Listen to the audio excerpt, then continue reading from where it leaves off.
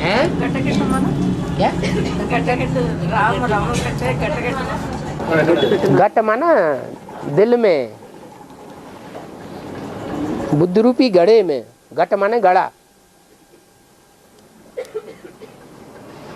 जब आखिरी विनाश होगा तो दुनिया की जो भी मनुष्य आत्माएं हैं, सबके बुद्ध रूपी घड़े में कौन रमण कर रहा होगा? वो कौन सा राम है? 84 जन्म के चक्कर में आने वाला, या 84 के चक्र में जो नहीं आता है वो? दोनों मिलके अगर एक हो जाएं तो 500 करोड़ वाली जो विधर्मी आत्माएं हैं पक्की अपने धर्म की, वो उसको मानती हैं।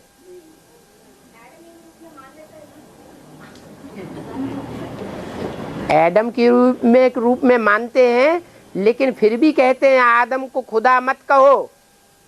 आदम खुदा नहीं, क्या कहते हैं? उसको वो खुदा नहीं मानते हैं। इसलिए उनके शास्त्रों में जितनी फरिश्तों का गायन है, 8 फरिश्तों का जितना गायन है, उतना आदम का गायन नहीं है।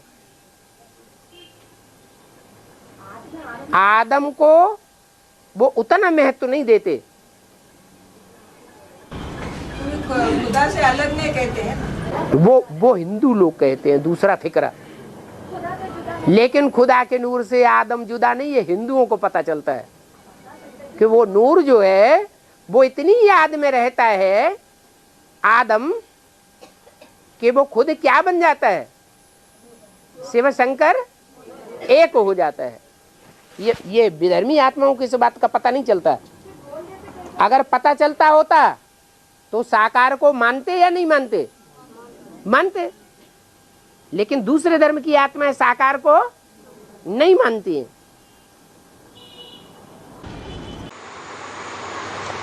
कि दृष्टि से सृष्टि सुधरती है। कैसे? दृष्टि से सृष्टि सुधरती है। लेकिन किसकी दृष्टि से सृष्टि सुधरती है? एक कौन है?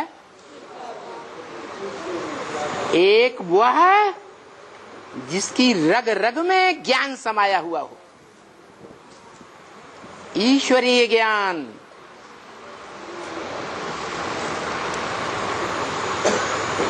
तन में समाया हुआ हो, मन के संकल्पों में समाया हुआ हो, वाचा में समाया हुआ हो। ज्ञान के अलावा कोई दूसरी ब्राह्मण जीवन में बात ही नहीं होनी चाहिए। रंगमंच पर एक सत्य कौन है? आत्माएं तो सभी सत्य हैं, क्योंकि अविनाशी है। आत्माएं विनाशी है, अविनाशी है, अविनाशी। लेकिन सभी आत्माओं का पार्ट इस सृष्टि रूपी रंगमंच पर सदा काल है या नंबरवार है? माना एक ही मनुष्य आत्मा है जो इस सृष्टि रूपी रंगमंच पर तीनों काल में सत्य है। कभी जिसका लोप नहीं होता, सदा सत्य है। जिस आत्मा के द्वारा प्रैक्टिकल में अविनाशी रुद्र ज्ञान यज्ञ की शुरुआत होती है। कैसा यज्ञ कुंड? रुद्र ज्ञान यज्ञ नहीं, अविनाशी रुद्र ज्ञान यज्ञ कुंड। वो कुंड कैसा है? अविनाशी है, उसका कभी भी विनाश नहीं हो सकता। इस मनुष्य सृष्टि का त्वमेव माता च पिता त्वमेव, जो तू ही एक है, वो एक कौन है? उसका सही परिचय कौन दे सकता? बाप दे सकता। कौन सा बाप दे सकता? अरे बेहद के बाप तो दो है,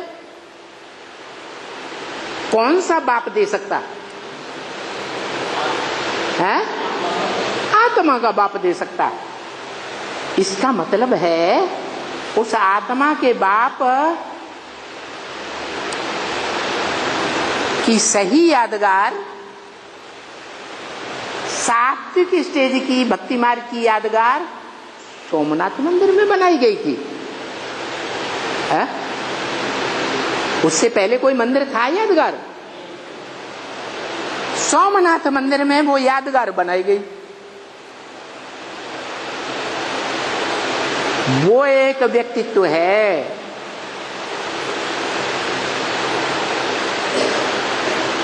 जो मनुष्य मानवीय जो भी सृष्टि है, जिसमें पशु पक्षी कीड़े मकोड़े सब आ जाते हैं, सारे प्राणी।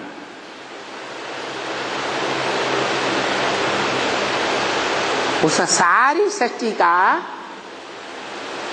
वो बाप है एक।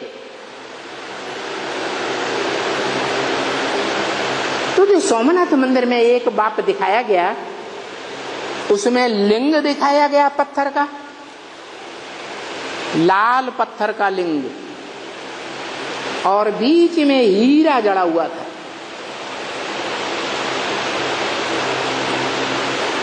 तो वो हीरा किसकी यादगार है और वो लिंग किसकी यादगार है? हीरा हीरो पार्टधारी की यादगार है।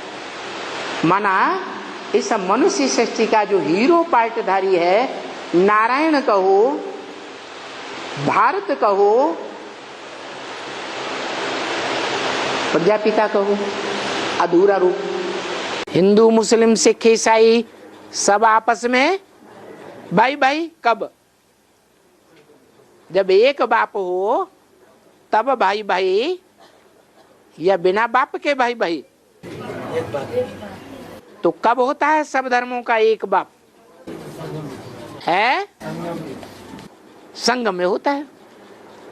वो कौन बाप है? यहां तो बेहद के दो बाप हैं, एक आत्माओं का बाप और एक मनुष्यों का बाप। तो कौन से बाप की बात है कि सब धर्मों का बाप? हाँ, शिव बाप तो सब धर्मों का बाप नहीं हो सकता। सब धर्मों को राजा ही देता है, वर्षा देता है? नहीं देता। सब धर्मों को वर्षा देने वाला बाप कौन? प्रजापिता। सत्य वही है जो सदा काल रहे। तो कौन सा धर्म सदा काल रहता है इस सृष्टि पर? है आत्मिक धर्म, स्वधर्म, जिसके लिए गीता में कहा स्वधर्मे निधनम से परधर्मो भयावह। अपने धर्म में मर जाना अच्छा। तो कौन सा है अपना धर्म? ये देह का धर्म अपना धर्म थोड़ा ही है। अपना धर्म है आत्मिक। तो आत्मिक धर्म अपना है। तो किसी के हैं आत्मा कि वो आत्मा सदैव अपनी है।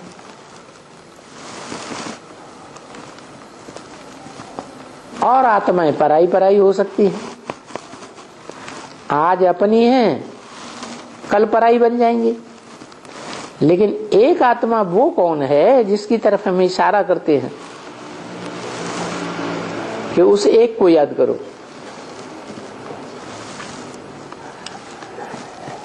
है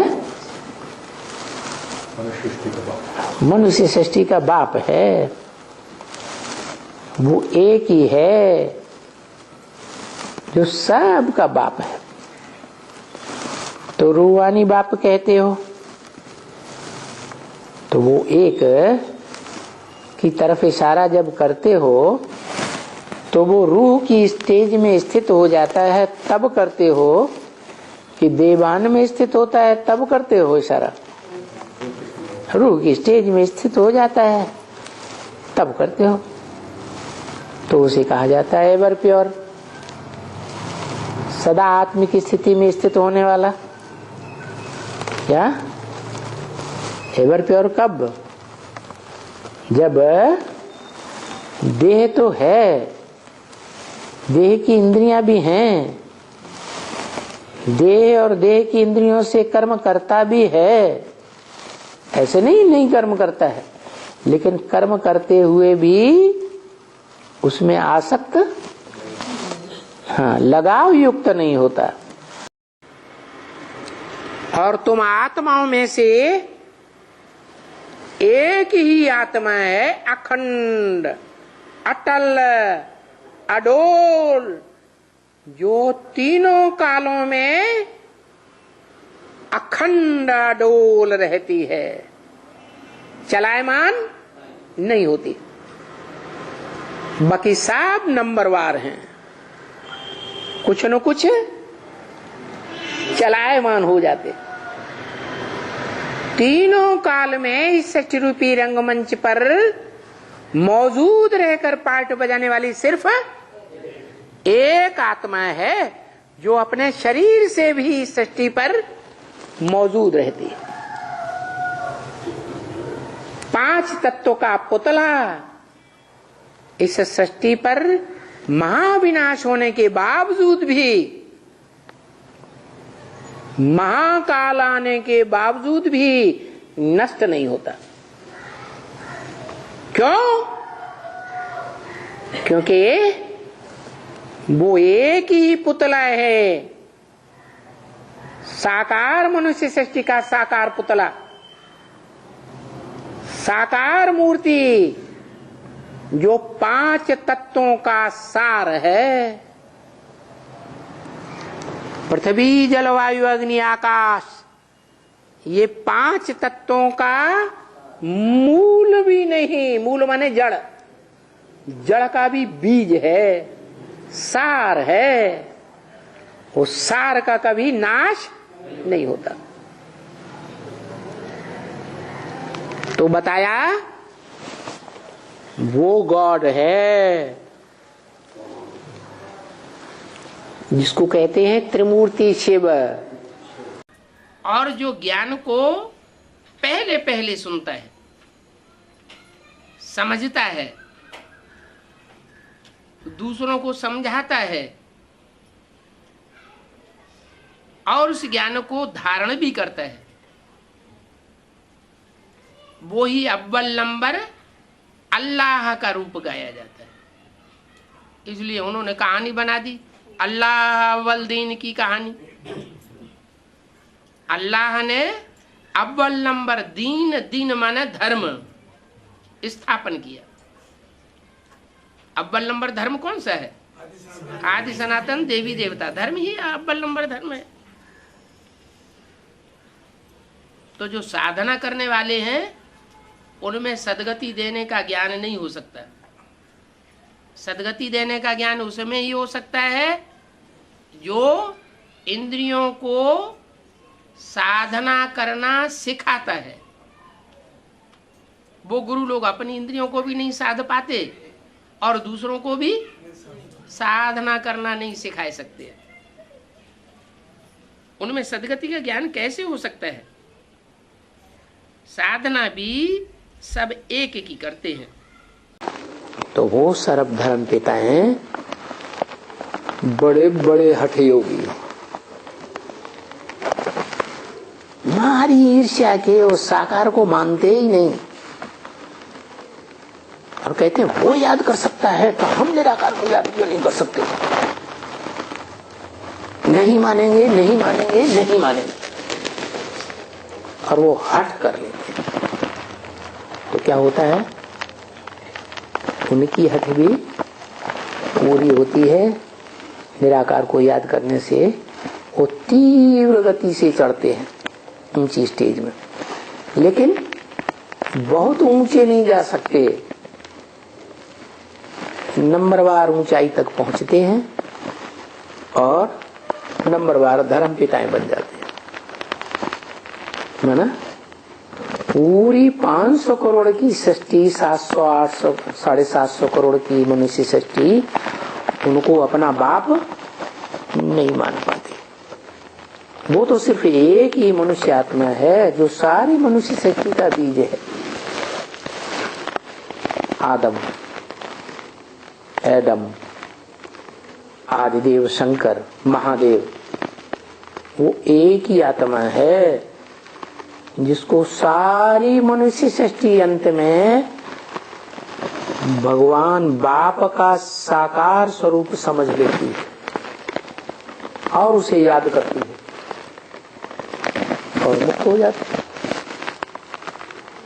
तो सारी सृष्टि के लिए सहज और धर्म पिताओं के लिए कर्म हो जाता है। होता है जो स्मशान ले जाते हैं ना, हाँ राम नाम सत्य है ऐसे बोलते हैं, हाँ, कृष्ण नाम सत्य है तो राधा कृष्ण नाम ऐसे क्यों बोलते हैं? ऐसे इसलिए नहीं बोलते कि जब सृष्टि का विनाश हुआ था, आखिरी टाइम आया था, महामृत्यु का समय आया था सारी सृष्टि के मनुष्यों का या जीव जंतुओं का, तब उस समय राम की आत्मा संसार में प्रत्यक्षता रूपी जन्म लेती है।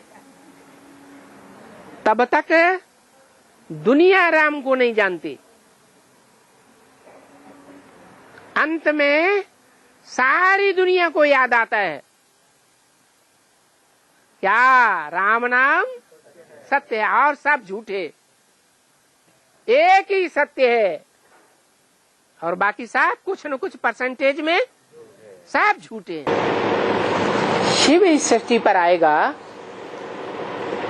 जैसे धर्म पिता इस सृष्टि पर आते हैं, तो उनके लिए जितना बड़ा धर्म पिता होगा उतना ही पावरफुल आधार चाहिए या कमजोर आधार चाहिए है? और सुप्रीम सोल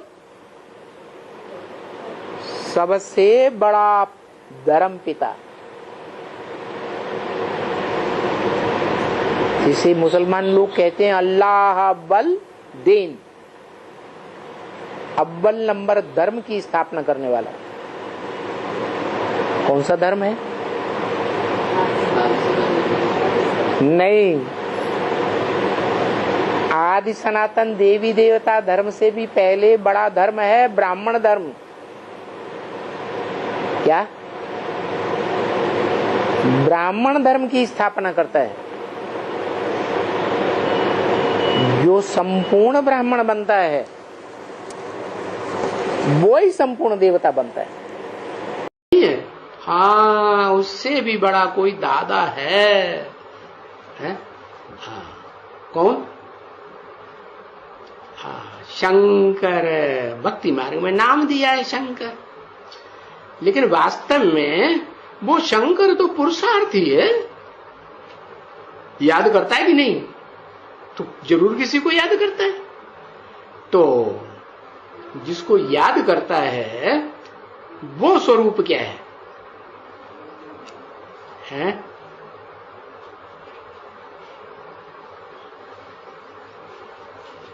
हाँ, वो याद करता है अपने संपूर्ण रूप को। कौन सा संपूर्ण? ज्योतिर्लिंग रूप को। उसके अंतिम लेके जाते हैं शमशान में। हाँ, यात्रा। तो जब बोलते हैं कि राम बोलो भाई राम, ऐसे ही बोलते हैं हर एक को। राम नाम सत्य है, राम नाम सत्य है। हाँ जी, ऐसा है। ऐसा इसलिए कि जब जीते जी कोई मरते हैं तो उनकी बुद्धि में क्या बैठ जाता है? कौन सच्चा है? कृष्ण सच्चा है, कृष्ण गीता का भगवान है, या राम के द्वारा निराकार राम गीता का भगवान है? तो अंत समय में जब दुनिया खलास होती है तो सबकी बुद्धि में बैठता है अंत में एक सच्चा और बाकी सब झूठे। एक माना जो सब मनुष्य आत्माओं का बाप है, आत्माओं का बाप है, वो ही सच्चा, और बाकी सब झूठे। तो राम नाम सत्य कहते हैं, अंत में कहते हैं। अभी सबका अंत आया हुआ है, सबको अंत में मानना पड़े कि राम ही सच्चा है, जिसके लिए कहते हैं घट घट रमते राम रमैया। तो मन बुद्धि में रमण करते हैं या प्रवेश होकर रमण करते हैं? मन बुद्धि में रमण करते हैं। मनुष्य सृष्टि का बाप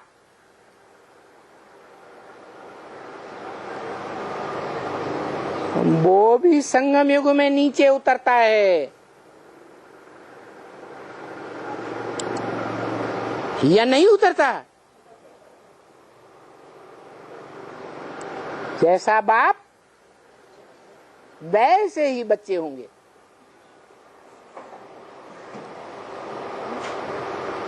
वो प्राणी मात्र का बाप है, जो प्राण धारण करते हैं।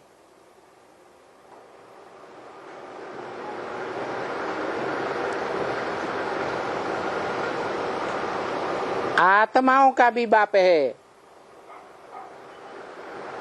और पंचभूतों का भी बाप है।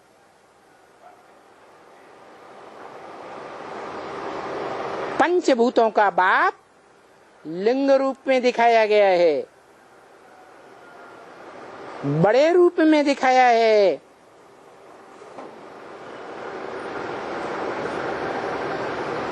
आदि में भक्ति मार्ग में उसकी पूजा स्वर्णलिंग के रूप में होती थी, मध्य में रजत लिंग ताम्रलिंग के रूप में हुई, और जब पूरा टोटल चौथी अवस्था में तमो प्रधान बनता है तो लौह लिंग पत्थर लिंग बन जाता है।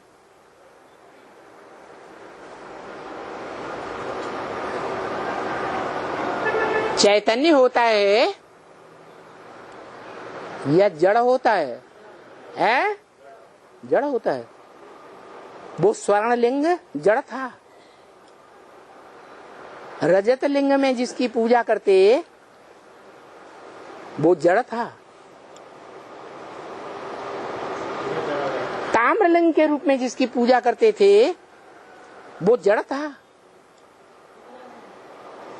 पत्थर के लिंग के रूप में जिसकी पूजा करते वो पत्थर था या आत्मा थी, लेकिन अब पत्थरीली आत्मा थी।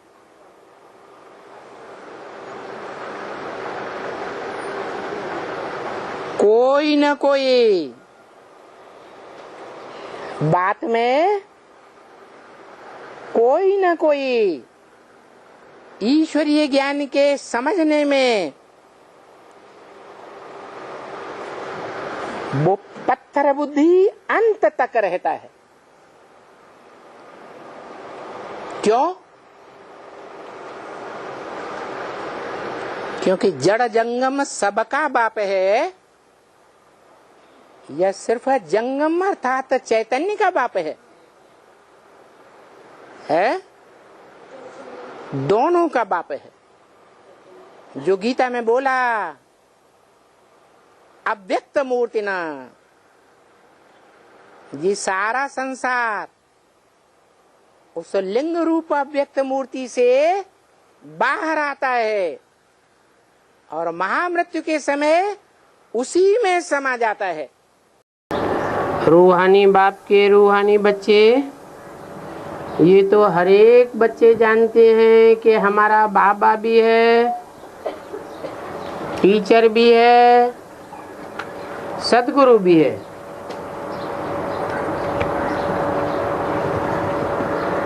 जो नहीं जानते हैं वो हमारे बच्चे नहीं है, कि वो एक ही हमारा बाबा है, वो ही हमारा टीचर है और वो ही हमारा अंतिम पाठधारी सदगुरु है।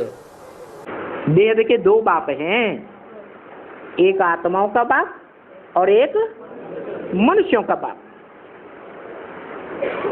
तो मनुष्य सृष्टि का जो बेहद का बाप है, इस मनुष्य सृष्टि पर सदा कायम है, यह सदा कायम नहीं रहता है, सदा कायम है। तो ऐसे एक बाप से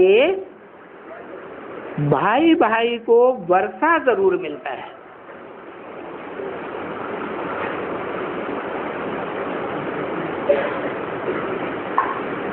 अच्छा, कौन से वर्ष की बात है यहाँ? है? बेहद का बाप है, 500 करोड़ मनुष्य सृष्टि का बाप है बेहद का, या 200-250 करोड़ मनुष्य सृष्टि का क्राइस्ट जैसा बाप है? फिर क्राइस्ट को बेहद का बाप कहें? नहीं। तो जो बेहद के बाप को इस मनुष्य सृष्टि के एकमात्र बाप को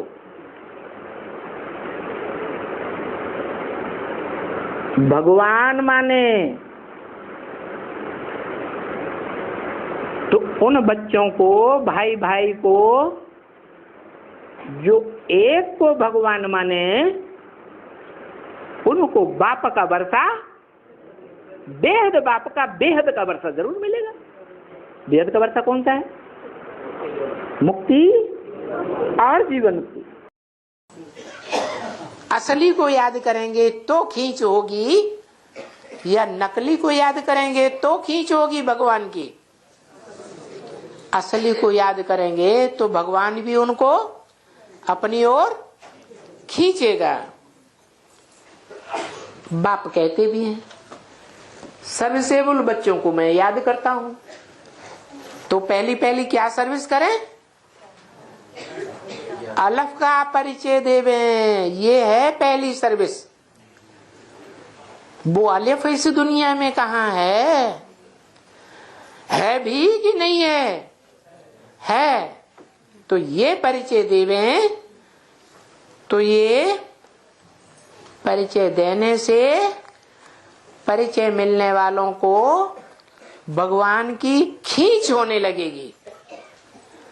बाप का परिचय दान मिलने से उन आत्माओं को कशिश होगी। जितनी कशिश होगी बाप से मिलने की, इतना ही उनका कल्याण होगा। और जो साकार को याद करने वाले होते हैं, वो भले धीमी गति है, लेकिन सिद्धि प्राप्त कर लेते हैं वो भी, लेकिन सहज सहज। तो भगवान आकर के जो सिखाते हैं, वो क्या सिखाते हैं? सहज राजयोग सिखाते हैं या कठिन राजयोग सिखाते हैं? सहज सिखाते हैं। सहज बनने का तरीका क्या बताया? साकार को पहचानो। क्या यही परीक्षा है सबसे बड़ी, किस मनुष्य सृष्टि में वो साकार तनधारी मनुष्य कौन है? मनुष्य सृष्टि का बीज।